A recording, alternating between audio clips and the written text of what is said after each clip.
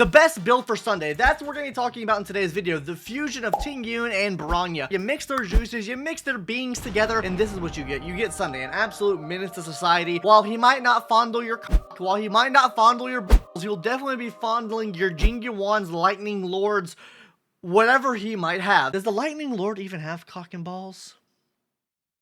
So, with that being said, guys, we're going to be talking about the best build for him today. As we go through that, we'll be talking about why he's going to be the best support in the game. So, let's go ahead first and start off with a kit breakdown before we hop into the best relics, best light cones, best teams, everything like that. Anyways, gamers, his skill move is going to work very, very similar to how Miss Bronya's skill move works by picking one target ally, moving them to the front. It's a 100% immediate action to the front. On top of that, it'll be moving whatever summonable character they have along with them up to the front as well. Jing Yuan, perfect example of this. You'll be moving Jing Yuan to the front, and then you'll also be moving Lightning Lord to the front as well. So this is going to be completely offsetting the need to actually get the Lightning Lord back up in the action order itself, and this also means that you can technically run an attack boot on Jing Yuan now, because whenever Sunday comes around, it's an immediate action already. The only caveat to this is obviously Lightning Lord doesn't get its full 10 stacks, but the Lightning Lord will be able to act more often, meaning you get more overall instances of the Lightning Lord up. That's not even talking about the rest of the things that Sundays does with his kit, because it'll actually be helping out in a lot more ways. And obviously I'm just using Jing Yuan as an example for this, because he is, I think, the best example we have in game of someone like a summonable unit getting a buff, and that's not even mentioning what we're getting in 3.0 and how he's setting up for the future as well. Because not only are you just advancing him to the front, you're also giving him a damage bonus, you're giving him a crit rate bonus. Now, if you're asking where did that crit rate come from, it comes from one of his talents. I don't know if they've announced it yet, but YOLO be bolo. We're gonna say it anyways. Fuck it, we ball, I guess. Surely the Hoyo devs won't watch this video until Sunday actually comes out. And then finally, guys, it'll be removing a debuff. So literally, this is going to be doing the majority of things that Bronya's skill is going to be doing, except that it also has one little plus side to it as well. Whereas Bronya is the most SP negative whore you'll ever meet. She is worse at sucking down some SP than Robin is with all the fan art that got made when Robin was coming out and she couldn't sing.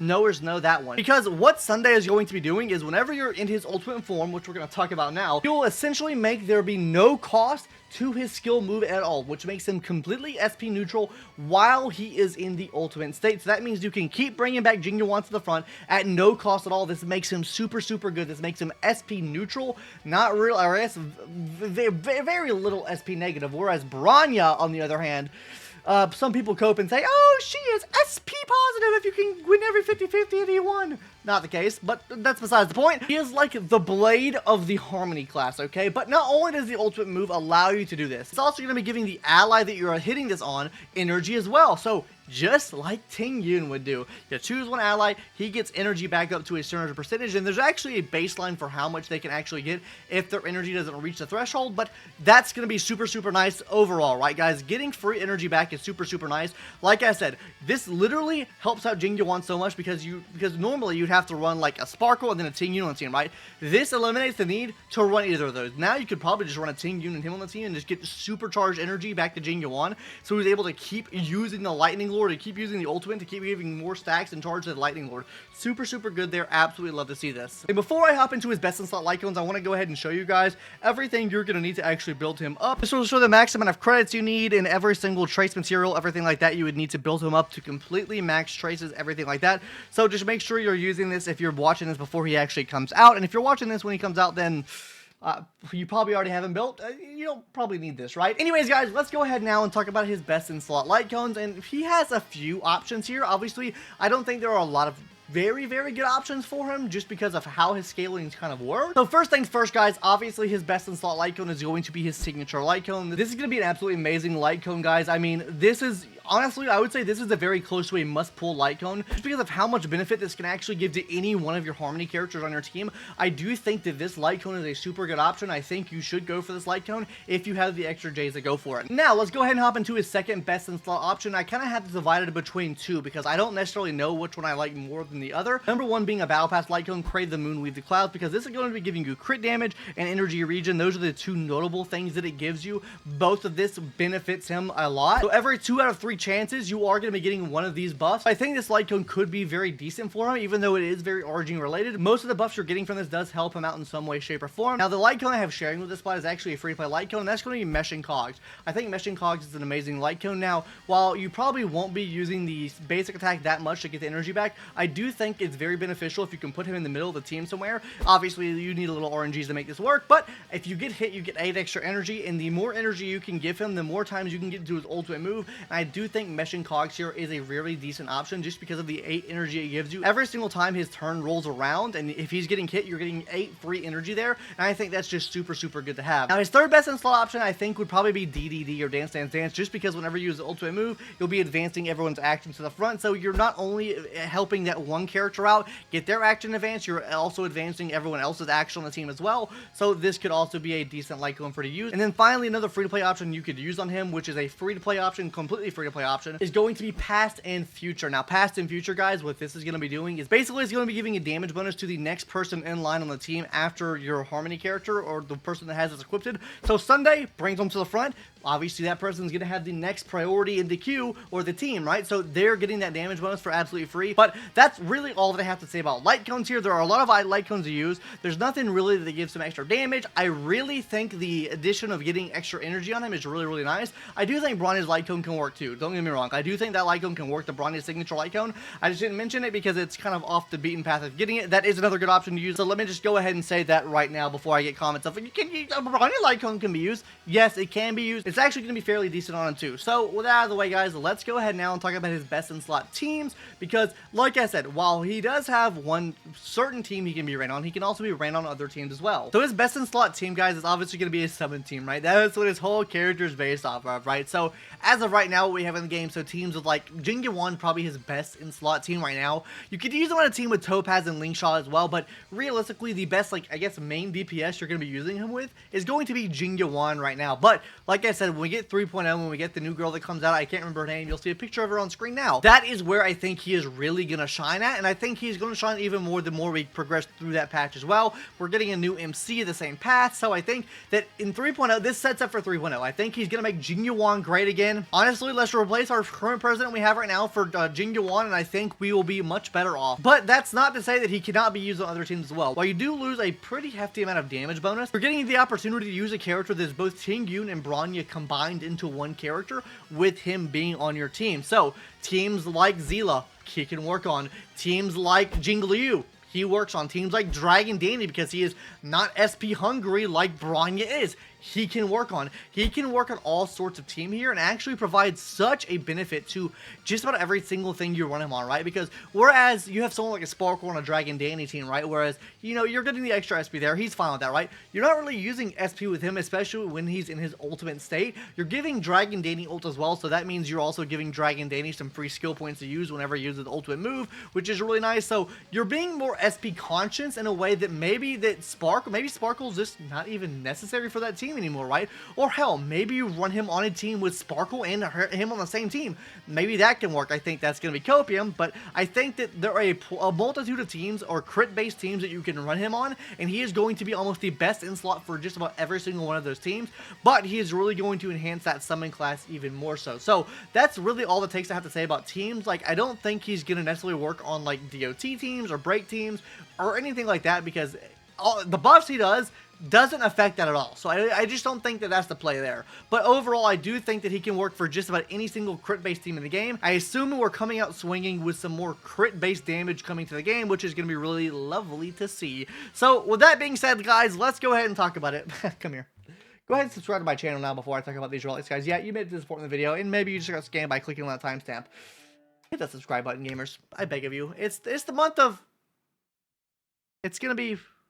Hey, it's almost December, guys. Give me a Christmas gift by subscribing to the channel, please, God. Anyways, gamers, let's go ahead now and talk about his best in-slot relics that you can possibly run. Now, guys, I think you should know this right now. We have 2 new relic sets that recently just got added into the game last patch, right? Come on.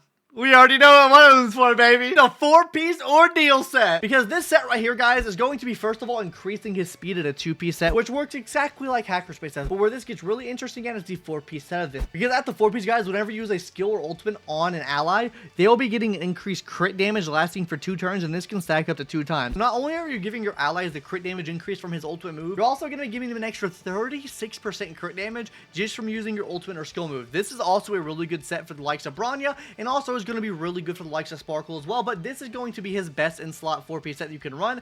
Other set outside that you can run, 4-piece Hackerspace could work. You can use the ultimate to buff your ally, which then inherently gives speed to the rest of the team as well. That you really don't need speed with him on the team. Like, you don't need your DPS to necessarily have more speed, because you want them to be low speed, focusing on attack, so then you can bring them back up to the action order. You want him to be fast, which is where I think this speed buff really comes into play at, and I do think you could actually run a 2-piece Ordeal and a 2-piece Hackerspace if you're lacking on the speed or you cannot reach that breakpoint. I do think it could be pretty beneficial to you to give up that crit damage bonus that you're getting from the 4-piece set of this for the extra speed if you cannot reach his breakpoint. That's really the only recommendations I have for the 4-piece sets. Let's go ahead and talk about the planar sets now. So with planar sets, I've actually been mulling over this quite a bit, right? Because I know his energy cost is kind of high, right? So with that being said, I do think it could be beneficial to run Lukasha. Now, the reason I say run Lushaka, whatever the name of the set is, man, I don't know. By running this set, guys, you'll be giving him an inherent 5% energy regen rate increase, which is very beneficial for him. You want to be getting that ultimate back up as soon as possible. Not only that, though, guys, you're also going to be giving attack percentage to the first person on the team as well.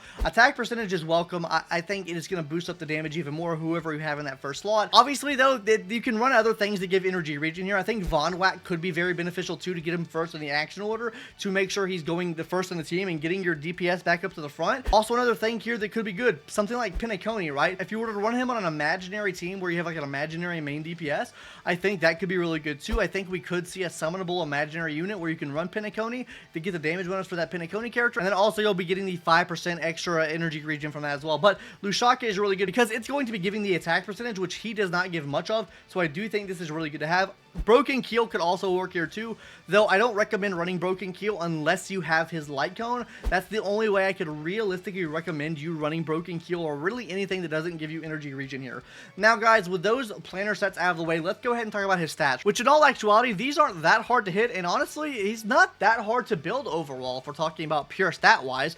So, guys, first of all, on the boot speed, the non-negotiable, you run speed on the boots. Obviously, he wants to hit 134 speed. We'll talk about recommended stats in a second here, but that's what you want to be getting for that. On the body, guys, you're wanting to get crit damage because his whole kit scales off of crit damage, so that'll also enhance the amount of buffs he's giving to your allies. On the rope, please God, energy regen on the rope, guys. Please run energy regen on the rope here. He is going to need energy regen on the rope. It doesn't matter if you have him S1, you still want energy regen on the rope here. And then finally, for the orb, I'm gonna go off the grid here, right? I'm gonna go off the cuss here, right? Because I know a lot of people will say, just you run attack percentage so you get more damage. I don't agree with that. I think that you should run whatever orb that you have. It doesn't matter if it's electric damage bonus. It does not matter what bonus this orb gives you. I think you should focus this into speed and crit damage. And the reason I say that is because his speed is so incredibly low. I think you should really focus on speed first and foremost. If you have a good speed like orb that you're not using on anyone else, put that on him, right? I don't think the stat here necessarily matters all too much, the main stat anyways. Obviously, the best stats you can get here is what you saw on the screen earlier, but I really don't think it matters all too much.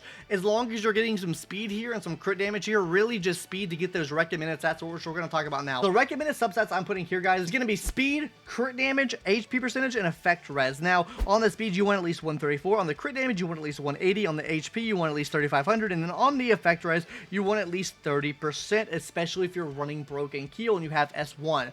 So the reason why I put 134 speed here, you want to go at least 2 times in action order, right? I think this is very manageable. I think 161 is a lot harder to get, and if you do plan on pulling for that 161, I think going for whatever orb is necessary there is going to be work wonders for you there. I think that's what you need to do, and I also think you probably need to run 2-piece Hackerspace and then 2-piece of the Ordeal as well, so you're getting the 12% speed increase too. So you just need everything possible to help him get up to the 161 speed if you want to run him that way.